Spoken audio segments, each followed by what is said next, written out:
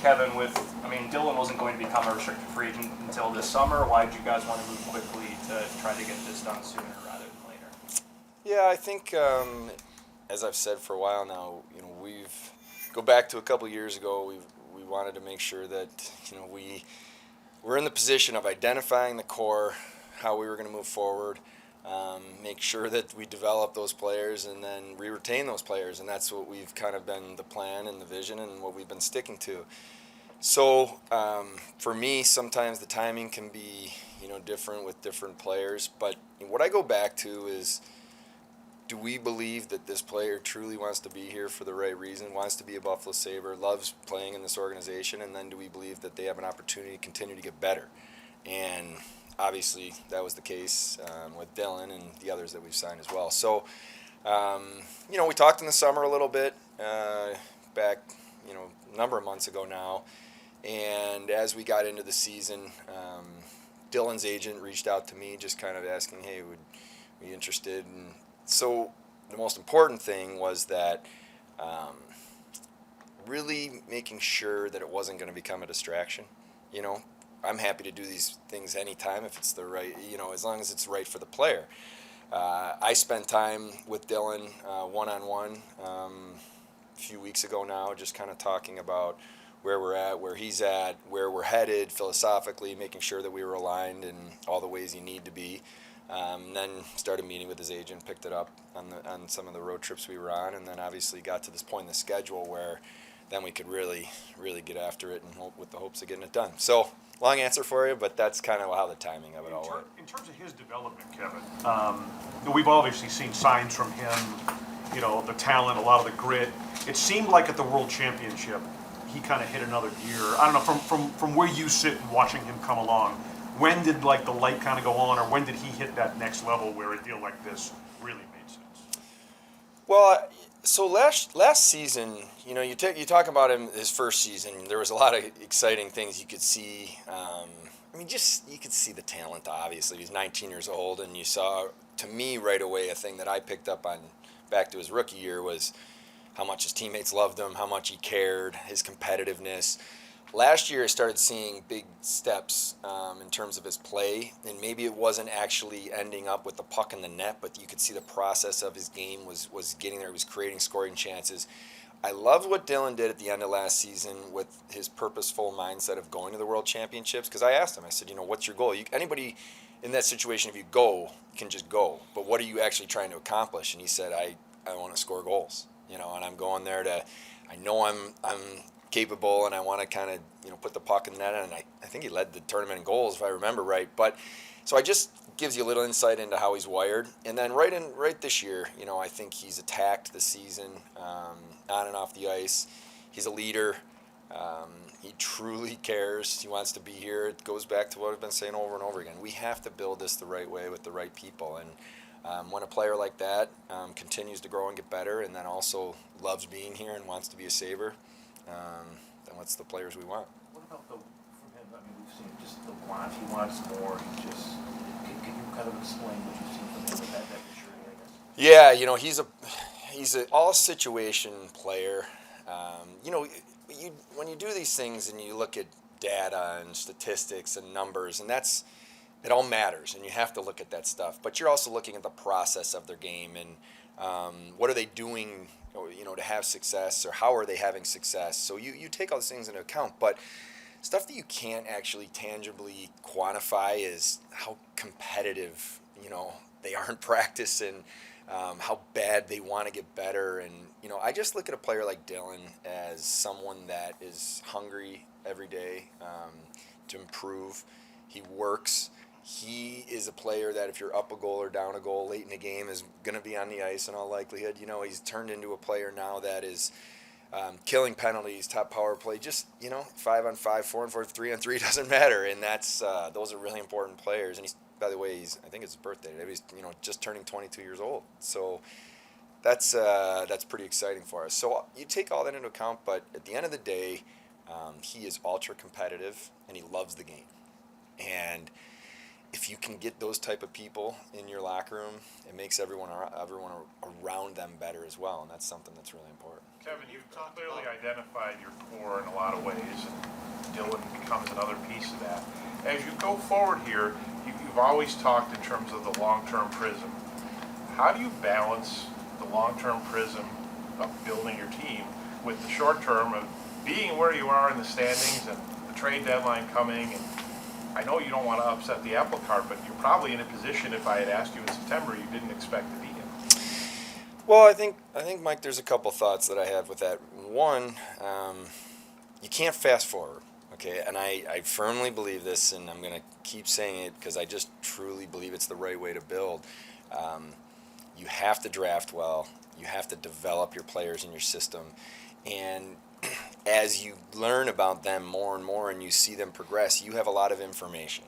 And players that you believe are going to help you compete for championships, you lock up, you retain, and that's how we do things. Now, in saying that, you're always looking every day. You know, what do we need to do? How do we need to help our organization get better? Having conversations. It's all part of my job, and I'm going to be in every one of those conversations. But we will not compromise short-term, today's success for the vision in the longer term. And the reason I believe in that so much is because we want to set this organization up for sustainable success. Year after year, giving yourself a chance to be there. And, you get in, and then anything can happen, but you have to have that sustainable success year after year to give yourself those shots. So it's all stuff we'll balance and we'll talk about. I'm proud of the position that our players have put themselves in through their work and their commitment and their care. And we'll just do everything we can inside a room to help them. But it's an exciting time, and I'm looking forward to getting back at it here. Some of these guys have been in it. Alex Tuck's been in it. Anderson's been in it. Is part of the process here just seeing how a lot of your core guys are going to react to this situation because they've never gone through it? For sure, and this is part of the process. You can talk about how do I explain this the right way? You can talk about what it means to play in the playoffs, but you don't until you get there and you feel that, and okay, that's you're talking about it. Well, right now, this is a part of our learning process and what we're going through, and the players showing up to the rink with very important points on the line, and that's all part of this. So I think it's really valuable for us. Now, in saying that, you have to stay present. You have to stay completely engaged in the moment. And my conversations with these guys, the coaches, is let's go after it. No fear. Just go out there and go compete. And that's what they've been doing all along. So this is an important step for us, and I'm excited for the guys to now go have fun and play. As a former player who's reached the top of the mountain, I guess I want to follow up on what you just said. The stretch run is obviously going to be really intense and accelerate development.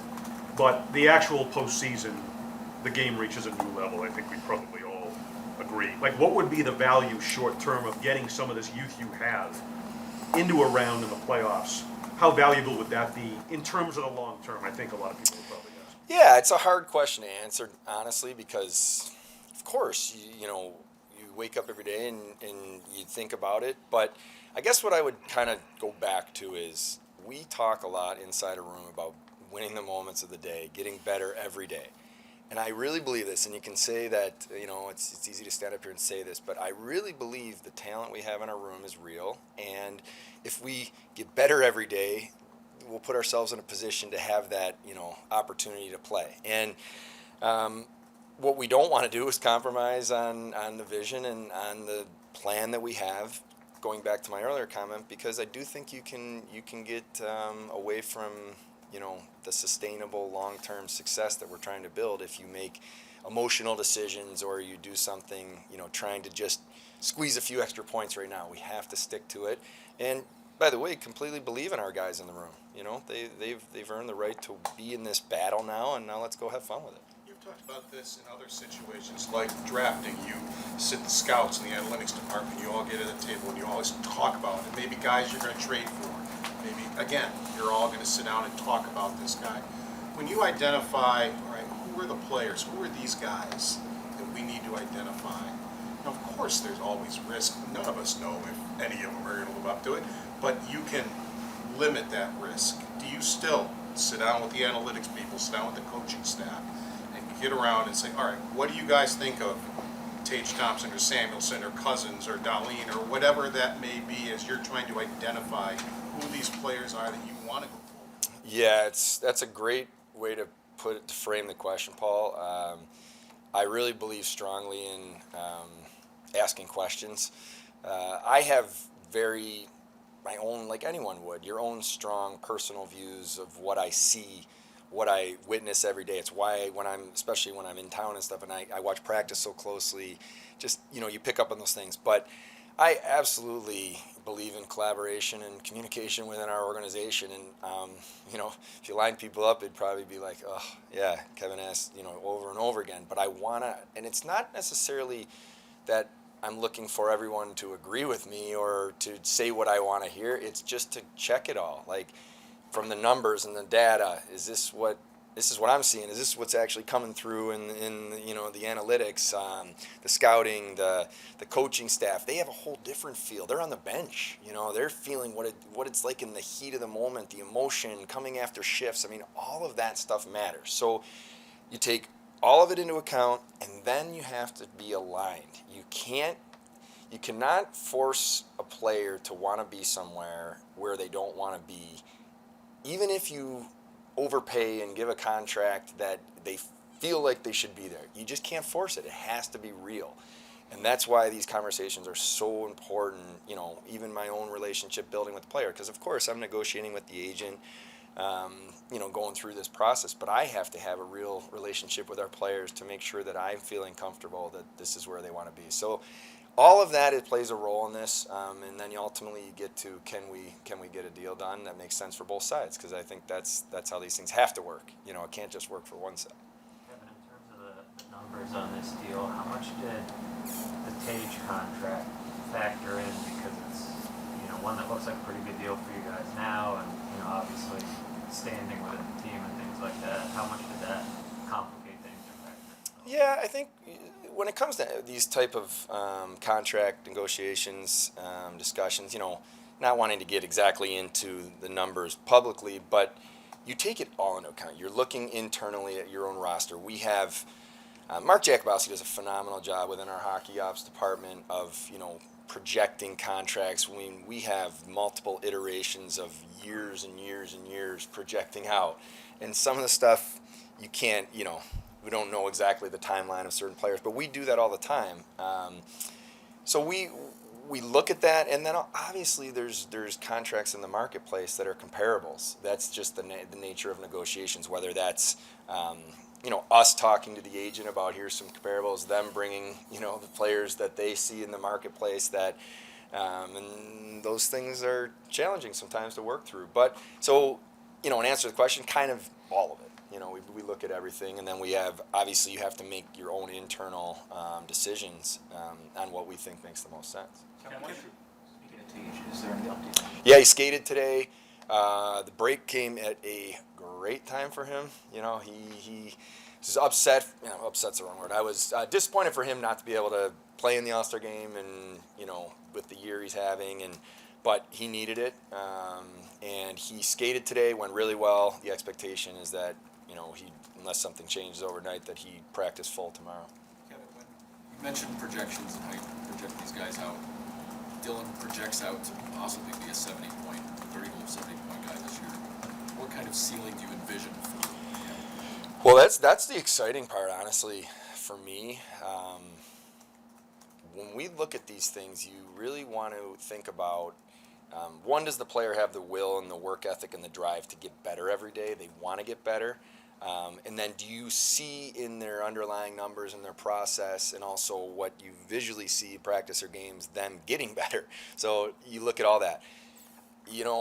I believe that he is a chance to just keep getting better, and whatever that the numbers are, they'll be. But I think he's just scratching the surface. I honestly do. I believe he's got an elite kind of talent base where now he's starting to get enough experience that he knows when and how to use the talent. and he's got some pretty good players around him too, which is exciting. Kevin, sorry, Matt, you go. You now have thanks. You now have two centers locked up for a long time. When you're putting together a roster, how much flexibility does that give you, knowing that okay, we're going to have the middle of the ice at the top kind of just locked down? Yeah, not just because I'm a former center, but it's no, it's important. It's critical. You look at success that teams have. It's in a very important position. This signing Dylan was a really important piece of what we're trying to do here, and there's more to come. You guys all know that.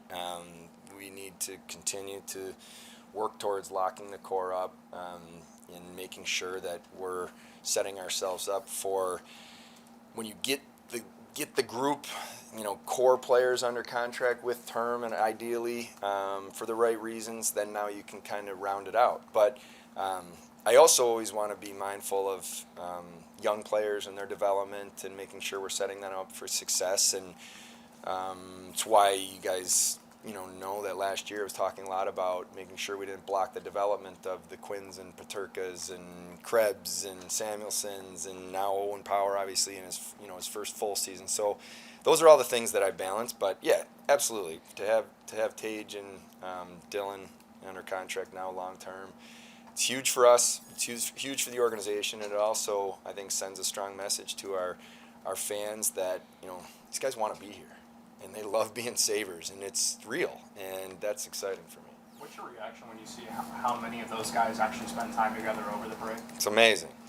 And I can tell you, Lance, I'm glad you asked that because I've been on a lot of teams in my playing career over the years, and I've had situations that I did that, and you go away. And I had situations where I just need to get away, and to have these guys, a lot of different players, and it wasn't just the group that was down in Bahamas or whatever. There was another group that went out to Arizona.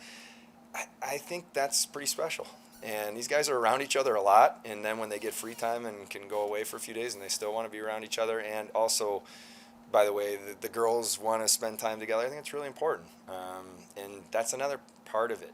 These guys care about each other, and they want the best for each other, and that's not something that we'll ever take for granted because it's not easy to have, and I'm excited about that. In conjunction with Lance's question, what about when you read Rasmus Dahlin writing a letter to the fans on his own? What did that make you feel? I'm not surprised because Rasmus is really a special person, and he is. You guys deal with him every day, and you see just the maturity he has now and the presence that he has. It meant a lot to me to read that because I just thought it was from the heart, and it's just, and I think it spoke to the hockey world from that locker room, not just Rasmus's words, but it was from the team. These guys want to make this town proud. They want to make this organization proud. They wake up and they have a little bit of a belief in what we're building here. But they also have something that you can't fake. They love when they say I'm a Buffalo Sabre. They love living here. They love talking to people in the grocery store, out to dinner.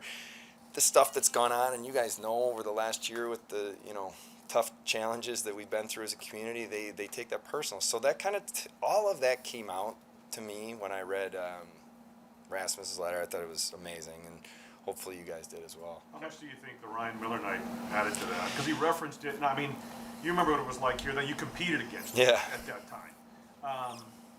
I guess looking back on that and adding that into the mix, so to speak, I think their vision was there before, but how much did that add? Well, I actually would back up a little further. Last year, I will say this, I believe that the kind of journey that our team was on through the RJ, season was actually subtly very powerful. And what I mean by that is, as a Buffalonian and someone that grew up loving the Sabres, I was learning on the Jumbotron and learning on different things that I was like, wow, I didn't know that. So I think these guys basically last year got a history lesson in what the organization is all about in the past and why it's important to people in this community.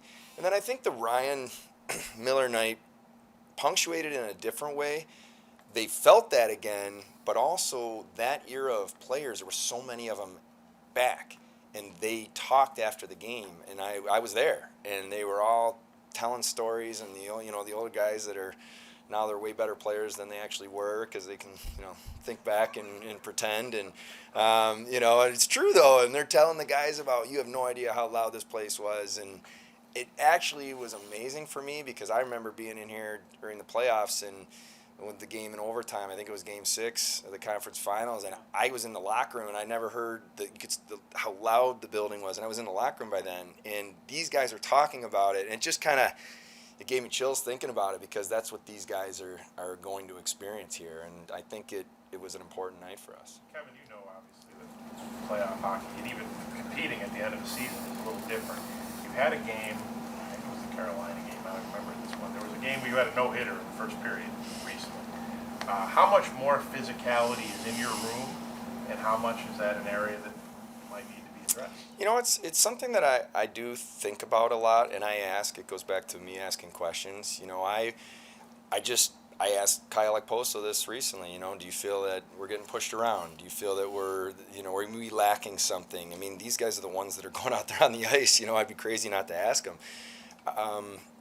Not something that there's a sense that we're missing or they feel that we're lacking in any way, but what gets ramped up from now to the end of the year is just every puck battle, every shift that you're at the end of the shift where, man, you just want to be a little bit, I don't know, whatever the right word is, casual, boom, matters. And so that's the feeling, and then the guys are excited about that. And so we'll keep our eye on it. But I think we have a really competitive group. I think we have guys that actually, to me, what's way more powerful than anything is when guys stand up for each other. And we've seen that over and over again when it's needed. So it's something we'll keep our eye on, and if we think was an issue, then we'd address it. I know you've been asked this, Kevin, but where do you stand on goaltending here and organizationally speaking? And do you have the answers you want, or you're starting to get them, or is the stretch run maybe going to give you some? Yeah, I mean, all of the above. I think what I can honestly tell you is I had breakfast with Kyle yesterday, and we talked about this a little bit, and he said, what's exciting for us as players is we believe in all three guys, that when we go on the ice, no matter who's in the net, we feel that we have a chance to go win a hockey game. And that's a great thing for us. I'll start there. I think UPL, when you talk about what I've said over the last couple years, is him getting the minutes, getting the time. I was less concerned last summer about exactly which league he was in, which may sound bizarre, but it really was how I felt because he just needed the reps and needed the chance to get in a rhythm. But for him to kind of come up when the opportunity arose and to do what he's done, I think, has been tremendous, and it's been great to see him continue to be calm. And now when you look at UPL, regardless of the building we're playing, opponent we're playing, he has a maturity about him that's exciting. I mean, Andy's just been so good for us. I don't know how else to say it. I mean, we know where he's at age-wise, and we have to be smart with his ability to play too many minutes and too much. But we want to make sure when he plays that he's ready, and he's been great for us. And Comrie is a situation where I think that we all believe in him. We really like him, and obviously he had the injury, and it's a tough one. He missed quite a bit of time, but now we're in a situation we'll go week by week. We'll kind of see where we're at. Organizationally, certainly excited about what's going on with Devin Levi right now. I don't know if you guys watched the Bean Pot the other night, but he's doing some pretty special things in college hockey, and just feel that he's going to be he's going to be a good NHL goaltender. We're excited about that. But that's just something we'll address every summer. We'll continue to talk about what we need to do and moves we need to make, but where we're at right now, we feel good about. As a GM, this is your first go in this spot. What's your reaction when you're battling with teams and you see the Islanders Adam Horvath? Well, I guess I would say this. I always pay attention to what's going on. I think about it. I put myself in different scenarios to say, hey, would I have done this and why? Or, so I constantly am always asking myself those questions. But kind of what I flip back to is this time of year is you can sit on the couch on off nights and you can watch the games and, get mad when a team gets an extra point or whatever it is. But I honestly believe you go back to what are we doing and how are we playing? And if we take care of the business that we need to take care of, we'll be fine. So it's not worth getting, it's kind of the saying, you focus on what you can control. So I don't think a ton about it because everybody's in different situations and different, how their organization, the age of their team, where they're evolving to. And I, just focus so much on us, but I do look at it. And it kind of goes to my other point is, you just brought it up too. I'm sure the Pittsburgh, Colorado thing is one you're referencing. That was Yeah. one that looked like they're getting 0 and all of a sudden they get 2. But ultimately, you're right though, is it your mindset has to be, hey, we've got 2 games left with Washington and 2 games with Florida and the Islanders, and you're going to have to win your own games anyway. Yeah, and you know what? I honestly I really believe that you can drive yourself crazy or you can worry about it or whatever, and you're going to pay attention. Of course, the guys are looking at standings. That's great. You want to acknowledge it, but it just comes back to you have to do what you have to do to get in. And at the end of the day, generally, you guys all know where the points need to be to get there, and that's what we have to worry about. How do you feel about defense depth after losing Fitzgerald and Waivers? Yeah, it was tough. I mean, first of all, for so many reasons, because Casey is he's a phenomenal person. I love where he was compared to where he was 2 years ago in the organization to where he got to. I love the character he has and everything about him. He turned himself into an NHL player, which is why he got claimed.